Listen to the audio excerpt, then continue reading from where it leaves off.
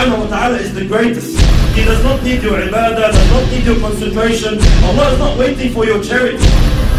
Allah's kingdom and dominion does not increase with your dhikr and tasbih and ruku' and sujood. We need Allah.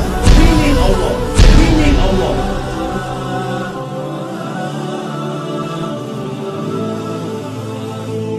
The issue of salat, the problem that we are facing with salat is that salat has to do with spirituality. It has to do with feelings that come through your heart and thoughts that come through your mind. A successful Muslim, like Allah subhanahu wa ta'ala says, قَدْ أَفْلَحَ الْمُؤْمِنُونَ الَّذِينَ هُمْ فِي صَلَاتِهِمْ خَاشِعُونَ. Verily the believers are successful, they are the ones who have khushu' in their salat. They pray properly, they stand before Allah subhanahu wa ta'ala properly. A crucial step, a crucial cornerstone in achieving this target is to know who you're standing in front of. Who are you speaking to? Which words are you reading? These feelings, this set of feelings, they have to come through your heart, and the more they take you on, the more they are in your heart, the better your salat is. And the weaker these thoughts and feelings come to your heart, the weaker your prayer is. Most of us, my brothers and sisters, when we stand in our salat, we are daydreaming. That's the honest truth. 90% of us, we're daydreaming in our salat. We're not even thinking of what we are supposed to think about. The thought of thinking of something doesn't exist. Why? Because the intention is not there, the strength is not there, the understanding is not there. This is why briefly, inshallah, what feelings, what emotions must come through our hearts standing before Allah subhanahu wa ta'ala? How can we assist? How can we basically amplify these feelings? Number one, knowing who Allah subhanahu wa ta'ala is. Who am I talking to? Who am I standing in front of? Allah subhanahu wa ta'ala, my brothers and sisters, does not need us. Allah subhanahu wa ta'ala is the greatest. He does not need your ibadah, does not need your concentration. Allah is not waiting for your charity. Allah's kingdom and dominion does not increase with your dhikr and tasbih and ruku' and sujood. We need Allah. We should be honored. Every single one of us, the second you make takbir, the second you say Allahu Akbar, should be honored. That Allah subhanahu wa ta'ala has allowed you a window of opportunity to speak to Him, to stand before Him. This is why the ulama say, whoever wants to talk to Allah, he should pray.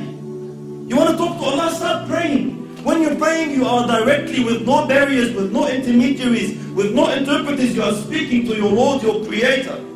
This is why very, very important that we realize who we're talking to, my brothers. It's a small brief hadith. You know, Allahu Akbar, the understanding we should have who Allah subhanahu wa ta'ala is. Muhammad sallallahu alayhi wa sallam says in the authentic hadith, أَطَّتِ السَّمَاء وَحُقَّ لَهَا أَن طَئِتْ. The heavens have squeaked. You know, when you jump on a horse or a camel, the saddle makes a squeaky noise from the weight.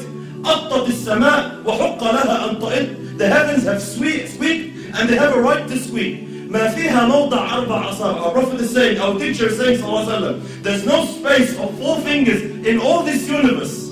إِلَّا وَمَلَكٌ سَاجِدٌ لِلَّهِ تَعَالَى. Except that there is an angel who has prostrated his head before Allah subhanahu wa ta'ala.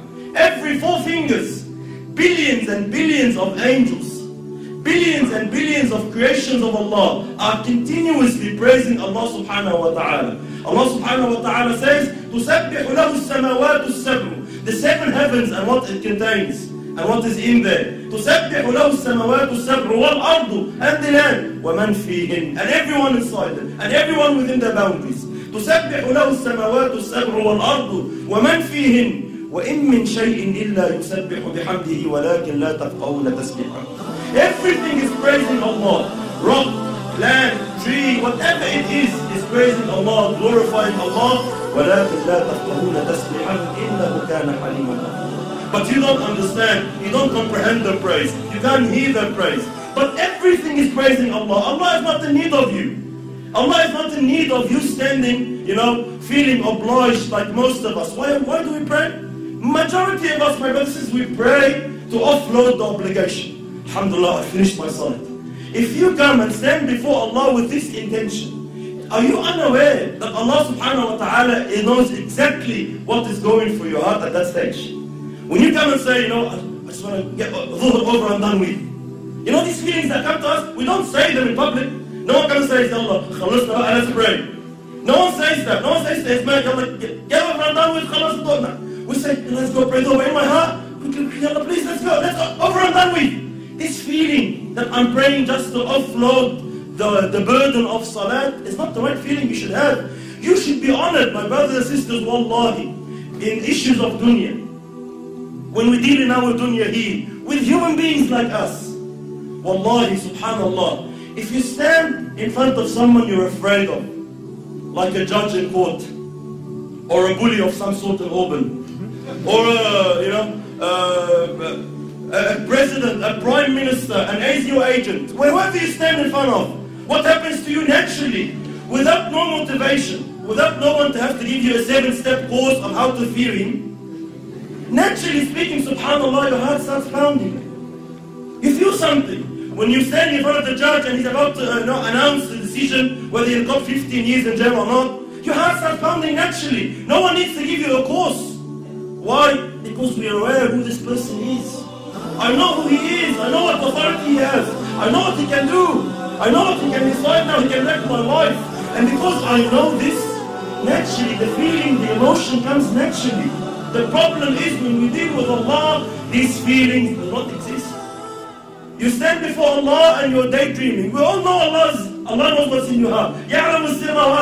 But it does not move anything in you. Every blue moon, every now and then, maybe in Ramadan when you're feeling down, something that, you're going through trouble with your family, you want to get married, you get some emotion. Other than that, our salat is just far off where it should be. Why? We are unaware who you are standing in front of. The understanding that Allah now subhanahu wa ta'ala has allowed you to speak to Him. Wallahi, my brothers and sisters, wallahi, we see Muslims in this dunya, they get to meet a sinner, let's say an actor or an actress or a pop star of some sort, and they are so overwhelmed by the fact that they had an opportunity to get his signature or her signature.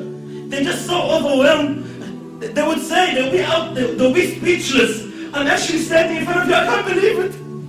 And they'll be so, they'll be so touched that, he's allowed them 5 minutes of his time. We have these feelings with mashayikh even. Sometimes the super shaykh comes from overseas and we find all the boys and they're, Allah Akbar, I'm giving him salam, I can't believe it. Subhanallah, every time I see such a situation, it always reminds me of Allah. Subhanallah, who is this person? Regardless, all ranks preserved. Who is this person? The Shaykh once said, imagine if you were to meet Muhammad sallallahu alayhi wa sallam, what would you feel? Imagine if Rasulullah said, I'll give you 5 minutes of my time, come meet me. What would you think? Would you daydream? Would you be sitting with Rasulullah thinking of your wife? Would you be sitting in front of Muhammad sallallahu alayhi wa sallam thinking about work?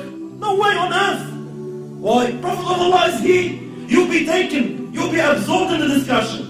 But subhanallah, we stand before Allah every day 5 times daydreaming. Why? We are unaware who Allah subhanahu wa ta'ala is. And how patient is Allah? How merciful is Allah subhanahu wa ta'ala, my brothers? Imagine Allah subhanahu wa ta'ala knowing, seeing what's in your heart. He gave you everything. He gave you the wife you're busy with. He gave you the husband you're busy with. He gave you the job you're thinking of. He gave you everything you're thinking about that's distracting you from Him. And He knows that, and He is patient with you. He is Halim subhanahu wa ta'ala. He still accepts you. He still allows you. Subhanallah. Imagine a prime minister allows a peasant to come and meet him for 5 minutes. Says, alright, you have problems, come. I'll allow you to meet the prime minister. But the peasant comes, he enters the office, and he starts playing with things around in the office, forgets about the prime minister. What will happen to this guy? He'll be banned. You will never ever have a chance to meet the Prime Minister again. Why? You're an idiot. We allowed you the chance, we opened the door for you, and you don't want to present your situation. You don't want to say anything. You get busy with something else. Why you come? Likewise, imagine Allah subhanahu wa ta'ala, the King of Kings, 5 times a day allows you an opportunity to speak to Him, to complain to Him, to beg of Him, to ask of Him, and you are daydreaming. And Allah subhanahu wa ta'ala still allows you. Allah doesn't ban you. Allah doesn't say, this guy is disrespectful. No, Allah is patient. Allah waits subhanahu wa ta'ala. You will understand. You will come back. So very, very important. Step 1, who Allah subhanahu wa ta'ala is.